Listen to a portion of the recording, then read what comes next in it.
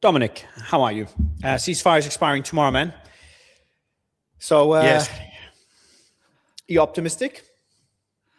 I don't think I am short term, Mario. I think long term. I think I am optimistic. I think everyone wants to do a deal. I think both sides want to do a deal. I think there's enormous pressure on both America and Iran from outside of the Gulf as well, from China and other big players, for a deal to be done. So I think all the sort of fundamentals suggest that some kind of a deal will be done eventually, but I just don't see how we get there in the current environment. And I think we have both sides wanting to play a game of brinkmanship, as we've seen with Donald Trump, now saying that the period of ceasefire has been used to restock the ammunition for the Americans, saying that the American military is locked and loaded and ready to go. And the Iranians also saying that, the last day or so, Mohammad Bagher Ghalibaf, the sort of lead negotiator, saying the Iranians have more cards to play, so sounding ominous as well. And I think both sides are going to go back to Islamabad if they get there, playing that game of brinkmanship and hoping that will get the best out of the negotiations for each side. And I think in that environment, you can easily see misunderstandings leading to escalation, to the whole thing being off. But I think beyond that, it is in the interest of both countries to bring this to an end, because neither side can afford for it to go back to full-scale war. But I think we're entering a period of negotiations, brinkmanship, probably interspersed with periods of escalation, probably going back to war or some kind of conflict or hostility, skirmishing at least.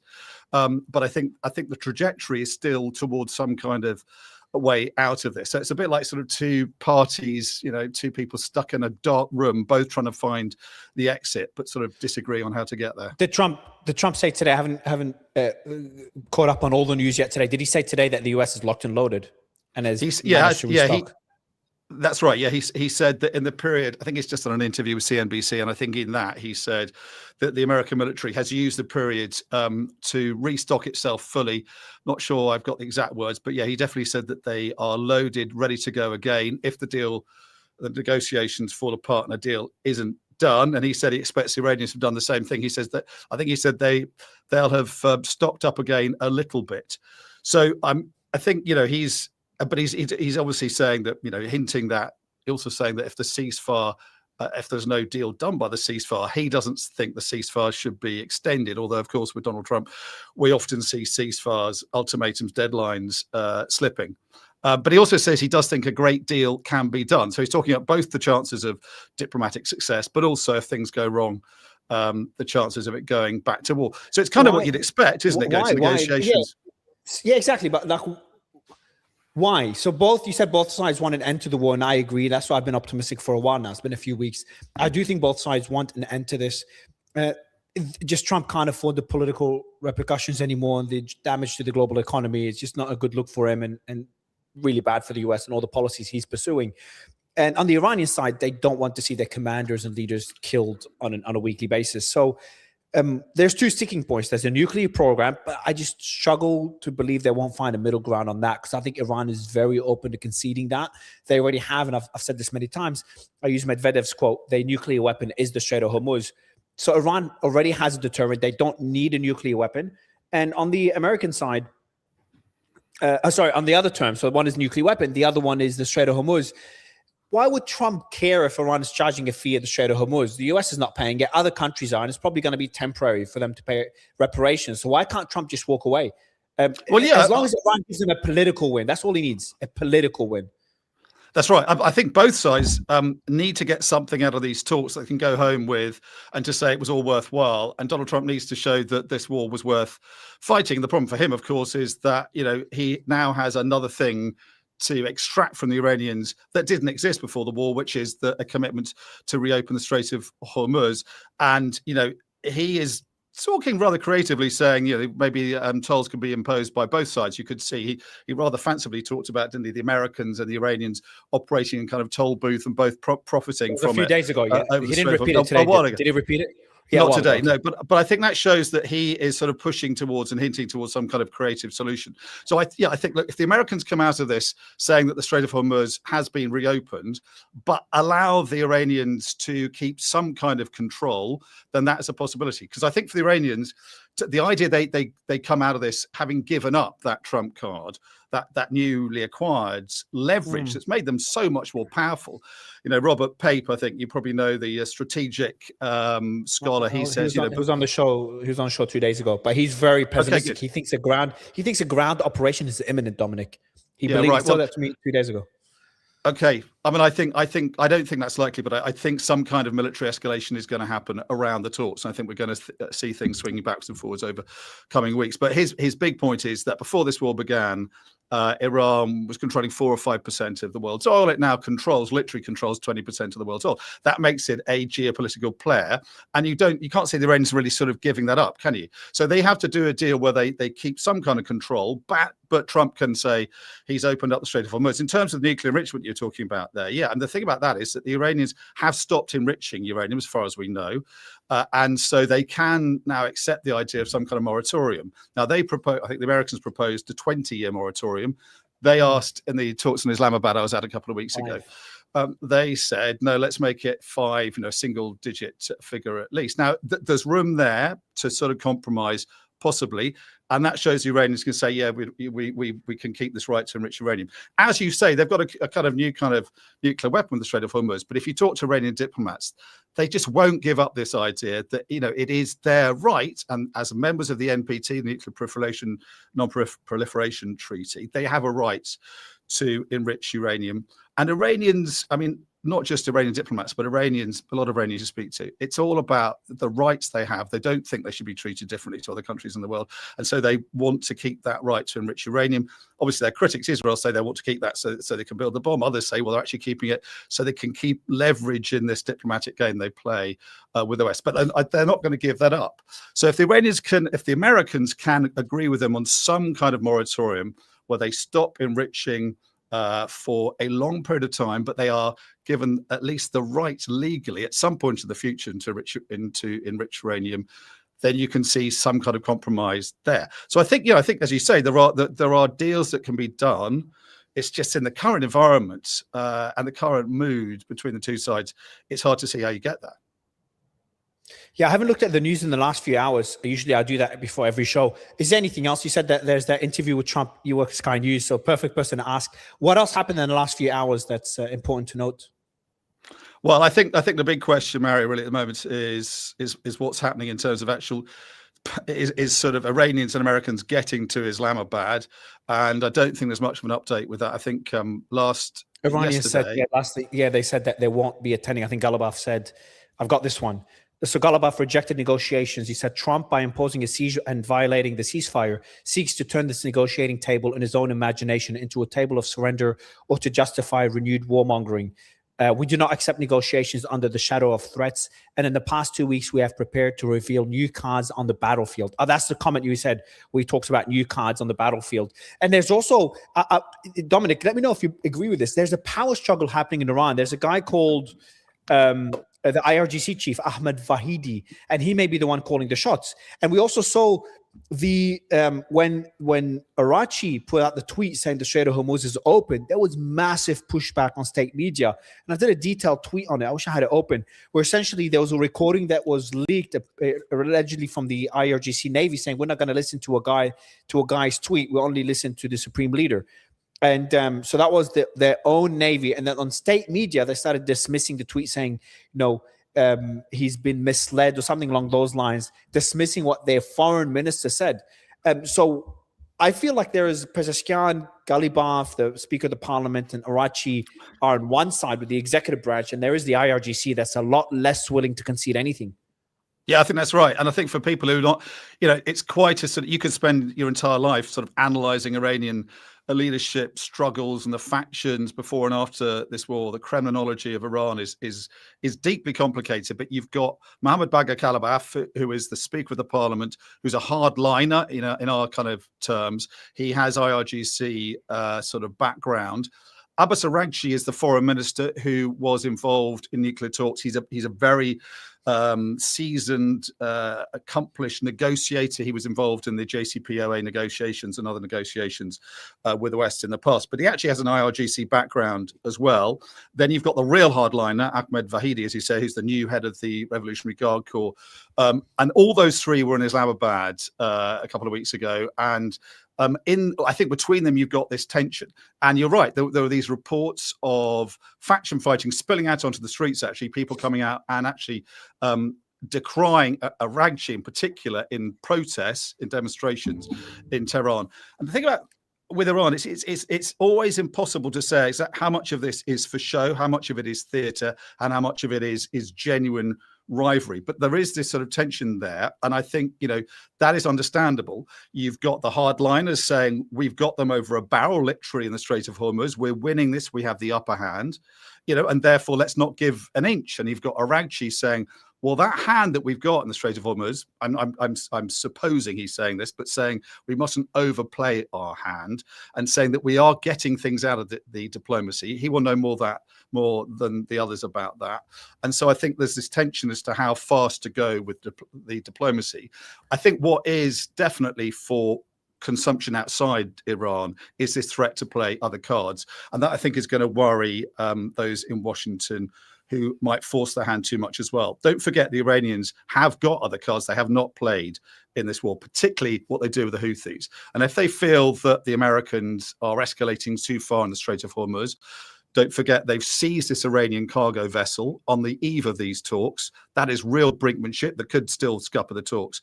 But if there's more of that kind of thing going on, then you could see the Houthis trying to block Bab al-Mandab. That is the pinch point at the end of the Red Sea, which would make it very hard for the Saudis to get their oil out as well. So there's all these threats going on. And I think, there's definitely an argument going in Tehran as to exactly how you apply the pressure. And I think that makes it harder for the Americans to negotiate with the Iranians, trying to work out which side actually is in control, who's really calling the shots in Iran. Yeah, sorry, you saw me looking down more than usual, because I just got a report now from one of my sources that Iran is heading to the negotiations. There's a plane that's taken off now with the negotiators on board, which is not a surprise to me. I've been saying for a while, this is all bluster. And you hinted at it, that this is all just kind of all the negotiating tactic. You see that from Trump. We are locked and loaded. We're going to destroy them. Or his post, we're going to wipe out a civilization. And we're seeing the same thing from Iran. Yeah, right. Yeah, and they're both sides are very good negotiators, but they do it in different ways. And I think the frustration for the Iranians, who I've been speaking to, the Iranian diplomats, is they say Kushner and Witkoff in particular are not, as we know, they're not professional diplomats. They're real estate negotiators. And they say and they genuinely, are frustrated with this. They say, look, this is not New York real estate deal making. This is diplomacy. It's very difficult. The last nuclear deal took at least 2 years.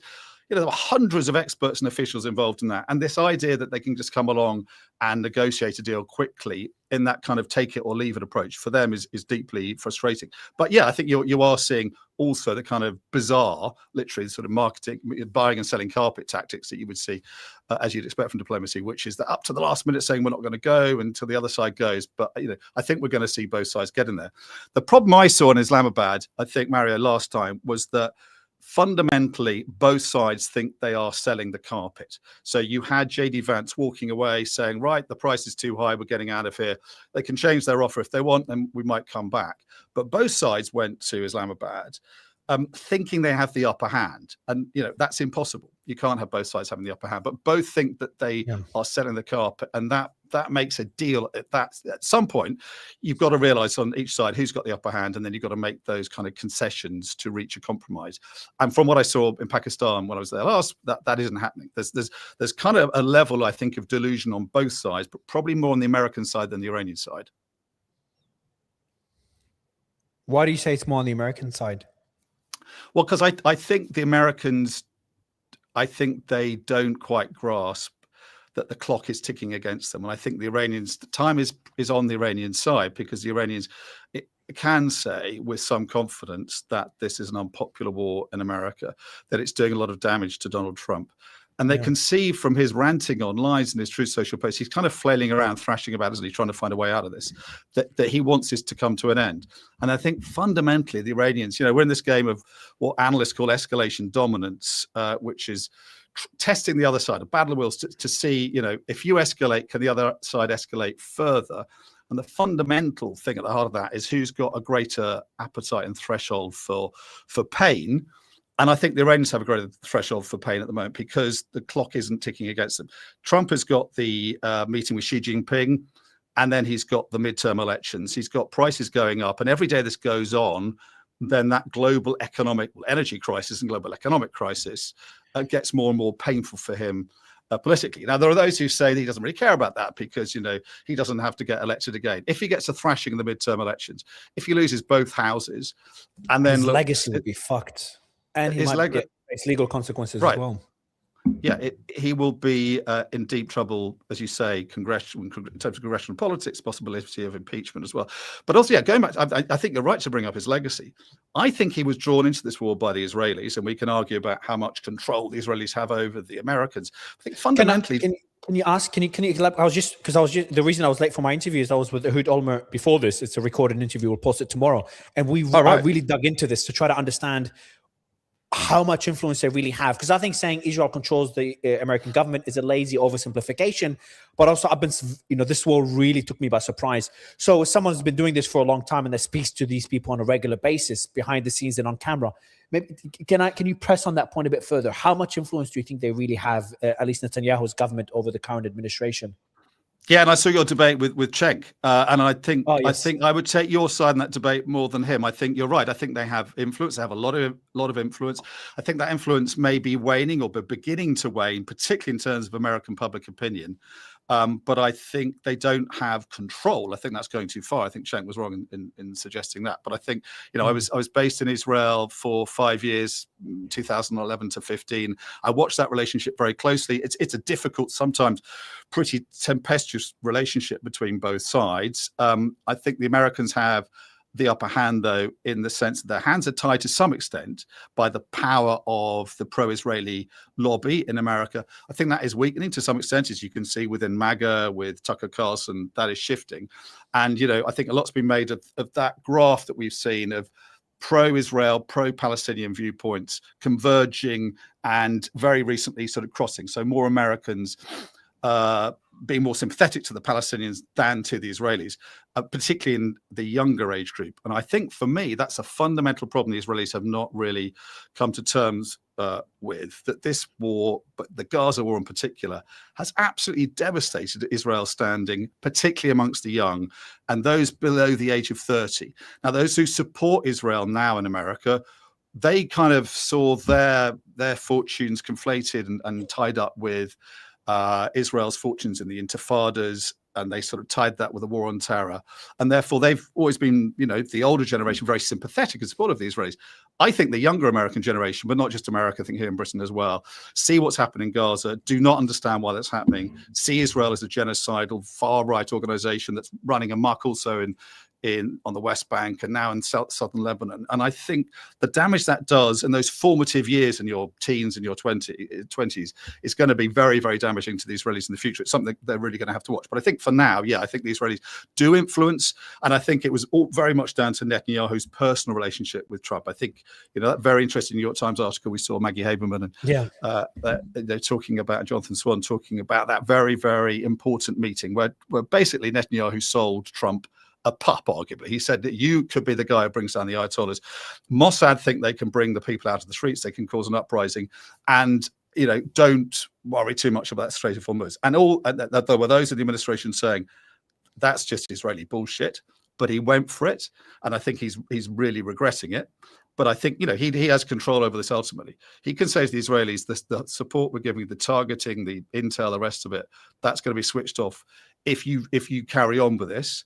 But I think the Israelis are going to push that as far as they can because their interests in this war are different to the Americans. They have a much greater risk appetite for this, and they see this as a once in a generation, once in a kind of century chance to destroy Iran, and they're going to carry on doing that for as long as they can. Obviously, the Americans have, as I was saying earlier, the clock is really ticking against the Americans, and they're going to bring this to a close before Netanyahu does.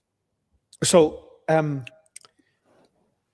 to give credit to Trita Parsi. Trita Parsi told me in the interviews before this war, even before the military buildup, he's like, Mario, that meeting by Netanyahu, Trump, I believe that Netanyahu already convinced Trump for the war, and it's a matter of time. That was Trita's position for months, and he turned out to be right. That meeting was the one where Trump was convinced, especially after what happened in Venezuela, was convinced that, hey, a war with Iran could be very easy. And what happened in January just kind of sped up the process in which an Iran war was going to happen, an imminent war in Iran. I want to go back to the New York Times article, and you've been doing this a lot longer than I. And there's sometimes you have discussions behind the scenes that kind of give you an insight into things where you can't talk about, or at least you can't mention the people on camera. And the thing that I've kind of concluded after speaking to a lot of people is Trump had kind of two sides, two people that had his ear. One group, which is the White House, his advisors, General Kane and all them, that were critical of the war, but not vocal enough. And there is kind of a sentiment of not wanting to stand up to Trump within his administration. And then you've got, and they're also, a lot of the, as Cenk said, a lot of them are pro-Israeli. And then you've got the people, you've got Israelis and the donors as well. And those people really pulled on a string of, this is going to be great for your legacy, that convinced him to start the war.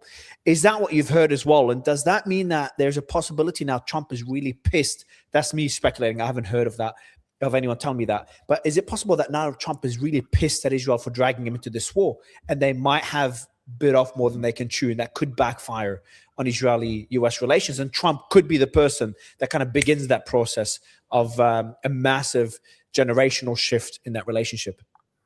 I haven't seen any evidence of that. I think, he'd be justified for thinking that Which one, the second part or the first part? The second part, yeah. That Trump is really pissed off with Netanyahu and is going to hold it against him and punish him for it for the rest of his term in office. No sign of that. It'd be understandable to some extent. And but going back to how much veracity and credibility we give to that report, I had a big row actually with a fellow journalist, and he was saying this is a really interesting and in-depth and very accurate piece of reporting. And I said, well, you have to be very wary of these pieces that come out of the White House, but also in Westminster, where you've got people briefing political correspondents, and it's not their kind of forte necessarily. Both fantastic journalists, but I thought in that article there was a lot of arse covering. There's people scuttling to cover, and there's a lot of people trying to say that when this all comes massively unstuck, which it will when we come for postmortems, let it be on the record that I opposed this. And I think it wasn't enough in that article about Jared Kushner and Steve Witkoff, who the Iranians certainly see as being completely pro-Israeli. And Hegseth is also a very interesting figure because of his evangelical Christian beliefs and the suspicion that he sees this as a part of a more sort of messianic struggle, kind of almost apocalyptic struggle between the two sides. And I don't think enough of that was we didn't hear enough about that. So, but I think there is. Okay, so you're thinking so hold on. You think the article's kind of throwing. You're not saying there's no Israeli influence, but they're kind of throwing Israel under the bus, and there's also influence within Trump's administration to start this war, which includes Hegseth, Kushner, and Witkoff. By the way, just quickly on Kushner and Witkoff, the Guardian said that U.S. British officials behind the scenes called them, they were worried, they labeled them Israeli assets, according to the Guardian. Not sure if you've seen that report. And on Hegseth, so I'd be surprised because he's been very vocal against forever wars for years. Yes, he has, but he does seem to be gung-ho with this one, doesn't he?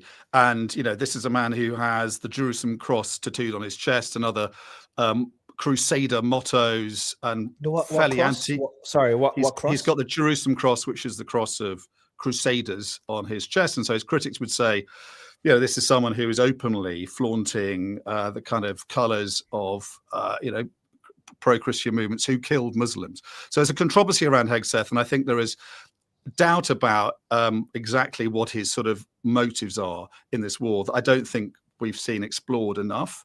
I think going back to what you're saying about the Guardian there, Jonathan Powell, the national security advisor here, was in Geneva as part of that diplomacy, kind of on the sidelines, the diplomacy that came unstuck when Israel and America attacked Iran anyway. And he was quoted as saying, from what he could see there, the Iranians were putting forward an idea, a proposal that could have led to a deal. It could have been the basis of concrete diplomatic progress.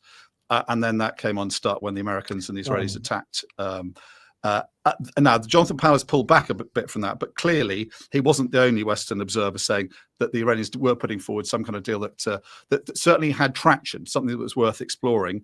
And then Donald Trump, of course, then decided that he would throw in his lot with the Israelis, attack Iran, because he felt he could achieve through military means what would take a longer time to achieve diplomatically, a decision he almost certainly is regretting now. Yeah, so I think there is a kind of the problem with that article was it didn't give a sense that those who were, suspicious of the Israeli motives and the dodgy intelligence that they were undoubtedly presenting, saying the Strait of Hormuz would not be closed, saying that Mossad could bring out some kind of uprising on the streets of Iran. There wasn't real sense of much of a debate on the American side, saying all those guys opposed to it were not saying, if we go ahead with this, we could be leading to a massive, massive problem, which is the Strait of Hormuz being closed, where we are today. Just one point, I think we shouldn't forget as well that a lot of us thought in January the regime could be collapsing, or the regime could be collapsing from within. The protests could lead to regime change. So there was that sentiment in January that might have led Trump to believe that. I just don't want to discredit Trump's I was there. Decision I'm against the war, very against the war. I think it's such a stupid decision, but I also want to remind people that there was that sentiment in January. I was there 2 weeks into the war in Tehran for a week. Oh, wow. And I could get a sense, and I was, we were just in Tehran. We were meeting the people we could meet. A lot of people didn't want to talk to us on camera, but would talk to us afterwards. And the sense we had very much was that even though this government in Iran is deeply unpopular, and even more unpopular because it sent its people out of the streets to shoot protesters in there, thousands, possibly tens of thousands, women and children, that the war has made the government, the regime there stronger, because it just is easier to suppress dissent at a time of war. And the longer an air campaign goes on against the people, they take it personally. They don't think that the Americans, Israelis are attacking the regime. They think they're attacking them. And so I think, just as a journalist, that's a sense I could get. I think clearly the Israelis have fully penetrated Iran. Their agents could report back to Tel Aviv and Jerusalem and say the chances of an uprising coming out of this war are pretty slim. That's certainly sort of how I read it while I was there. And I'd be very surprised if their intelligence readings were suggesting anything else. I think long term, actually, once the war's over, the government's in much deeper trouble, because economically, Iran's going to be even more of a basket case. I think unless they get some deal that lifts their sanctions and gets them some of their money unfrozen as well. Yeah, which might well be the solution. Yeah. And I think it's also, remember that the clock is against Trump, but in the long term, Iran is desperate for certain concessions as well. The whole regime or the whole government was on the verge of collapse just a few months ago. Tasnim news agency put out a report, I think it was yesterday. I'll read out a summary of it. Iran is reportedly planning a single coordinated strike that could wipe out 32% of global oil supply. The targets, according to Tasnim, include the Yanbu pipeline in Saudi, the Fujairah oil facility in the UAE, and full Houthi closure of the Bab el-Mandeb Strait. If even half of this plays out alongside a Hormuz blockade, the global energy markets won't adjust gradually, may collapse all at once. And then it goes, Bab el-Mandeb alone handles roughly 6 million barrels a day. Fujairah is one of the world's largest bunkering hubs, and Yanbu is the artery connecting Saudi oil fields to the Red Sea. Hit all three simultaneously, and you're looking at a structural rupture that would take months to stabilize, if it stabilizes at all. So one way of looking at this is just a negotiating tactic. But could that be the card that the Speaker of the Parliament, Ghalibaf, referenced in his post yesterday? Yeah, definitely. And that's definitely something that Donald Trump will be being advised, I think, by the Pentagon. And it goes back to that game of escalation dominance. And when I was there for that week, remember, Israel attacked the southern Pars gas field in Iran and massively escalated. And Iranians were saying to us, that's just an example also of them. They're saying to us, why are they attacking our gas? That's not a regime target. That is our gas. And that's a side point. But what the Iranians did in response to that was they hit the Ras Laffan gas facility in Qatar. And I think with 4 missiles did $26 billion worth of damage. I think not like 20% of gas production offline. I think you had Ed Conway on a while ago, and he was absolutely, and he was tweeting and saying this is very, very worrying. And when Ed is worried, we should all be worried. That was one attack. Now the problem is if say the deal comes unstuck, say Donald Trump follows through on his threat to take out the electricity plants and the bridges in Iran, which he's kind of repeated that threat in the last 24 hours, then the Iranians can repeat any number of Ras Lafans. They can hit the Yanbu pipeline, they can hit oil refineries, they can hit tankers in the sea, they can hit offshore oil and gas facilities. And then the impact that has on the global economy is even greater than we've seen so far by several scales of multitude. Something that will give Ed Conway even more, sleepless nights. So that's the escalation dominance. And I think that the Iranians have. That's why I think they do have the upper hand, because at the moment the Americans, the Israelis, and the Gulf countries have not got drawn into this in a military sense. They haven't worked out a way how to neutralize that. And it's almost impossible to see how they do that, because Iran has this vast coastline with a rocky hinterland in which you can hide your drones, your missiles, and they have retained the ability to deploy them very effectively. Dominic, that's why I think it's highly unlikely the war will restart. I think the IRGC are in a very different position now to before. I think in a position, if they're fucked again during negotiations, and I'm assuming that the US is the country that initiates, is the aggressor during negotiations. If that happens again, after the one in Oman and the one a few months ago, before the 12-day war, I think I'll just let loose. I think they won't be as restrained as they were. I hope I'm wrong, but I think Ed is right. Like, the global economy would be screwed, and I think that's a big enough deterrent that Trump won't even try a limited strike. It's just way too risky. And that's putting aside that China's already delivered a lot of, reportedly delivered potentially HQ-9 air defense systems, but also more drones and missiles to Iran. Also, Iran's capability to manufacture missiles underground that cannot be destroyed, according to the Israelis, Channel 12 in Israel before the war ended. Right. And it's putting aside that they've removed a lot of the debris from the launchers and they've really prepared. I understand that the Americans and the Israelis are in a similar position. They're prepared and they've got new intelligence, but especially after the negotiations. But I really worry that if this war restarts, we're all fucked. Like, it would be horrible. It would be very different to what we had before. Now, obviously, both sides, there could be limited strikes by both sides. And again, go back to the escalation ladder. I think it's also very plausible. But there is a substantial risk that Iran will skip a few steps this time around. Yeah, I think and I agree with you entirely on all that. And I think that's the jeopardy, as you say, not just for America and not just for the Gulf states and for Iran, but for all of us. If the price of gas goes up to $200, the price of natural gas goes up massively. Fertilizer, that's a massive problem. The price of food is about to shoot up, and there's a tail to this, as Ed talked about with you, I think, and others, that we've not seen play all the way through. But the economic cost of all this for all of us, in terms of mortgages, interest rates, and the rest of it, is massive. And the Iranians know that they have that kind of control. And at the beginning of the war, I think the Americans thought they were fighting a conventional war. And they've kind of been talking about this as if as they talked about the Vietnam War, as they talked about the Gulf War, numbers of missiles fired, number of enemy targets destroyed, talking about the Navy being sunk to the bottom of the sea and air bases and the rest of it. The Iranians have been fighting a very different war. They've been fighting a war effectively on the global economy, and that's given them a lot of leverage and threatens all of us. But I think there is a shelf life to that. That's the only point to make here. Is you can only fight a war on the global economy for a certain period of time without pissing off the entire world. And ultimately, the Iranians do need to have the support of countries in the global south. They do need to have the Chinese on side. So there's a lot of pressure on the Iranians to wind this down now as well. And I think that's going to play into this debate that will be going on in Tehran as well, that, you're going to make a huge amount of enemies, and it's understandable. You're defending yourselves, the regime's facing an existential threat. But the longer this goes on, there's going to be more and more pressure. And ultimately, there is a way out of the Strait of Hormuz. You can bypass it. So all of that, I think, is something that is weighing on the minds in Tehran. The problem for Trump is that none of that is going to be that important in the timescale he's got left, which is the run-up to the meeting with Xi in May, but most importantly, the midterm elections in November.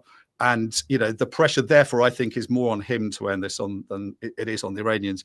And I think they know that, which is why I think they have the upper hand. And I think until the Americans kind of fully grasp that, I think this diplomatic progress is going to be quite rocky.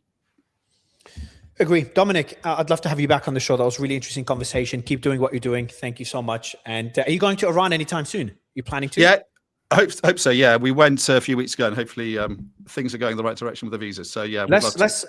I'm going to connect with you. I love anyone that's going to Iran to cover the other side, because I'm going to make a post probably today. Like, I would love to speak to the decision makers in the IRGC behind the scenes. I know they don't give many interviews, but just with anybody, just to hear how they're thinking and how they're looking at all this. Not the ones, the politicians that kind of mince their words and the executives that don't make the decisions, but the hardliners are the ones calling the shots behind the scenes. That'll be. They are harder to get to, but they're impossible to get to. Yeah, I wouldn't get to them now, Dominic, especially with the Israeli strategy of like getting rid of them no matter what the collateral damage is. I wouldn't take the risk, but in general, that's the problem for them, isn't it? Yeah, but exactly. If we do go, we'll try and do it again from there. That'd be great. It's been good to be on with you. Thank you, Dominic. Have a good day. All right, good to talk to you. Thanks, Mario. Cheers. Bye. All right, everyone. We're gonna see you live again with Nadim Qtaish in 13 minutes. We're going to go live again. So we're going to stop this one and start it off again. Nadim was the former general manager of Sky News Arabia. He's been on the show before. I think you guys enjoy him when he's on to talk about the negotiations and what could go wrong. And I just finished an interview, as I said earlier, with former Prime Minister Ehud Olmert of Israel about an hour ago. That will go live later today or tomorrow, discussing Israeli foreign policy, what's happening in Lebanon, Syria, Gaza, West Bank, and obviously the war in Iran. It was a really interesting conversation. We agreed on a few things, disagreed on a lot as well. But he's a very staunch opponent of Netanyahu. So we agreed more than we disagreed on that point. So we got Nadim, and then afterwards, we've got a few more guests today. We've got Air Marshal Greg Bagwell, first time on the show. Then we got the regulars, Glenn Deason and Mehdi Hassan, to again talk about Israel. Thank you, everyone. See you soon. Bye.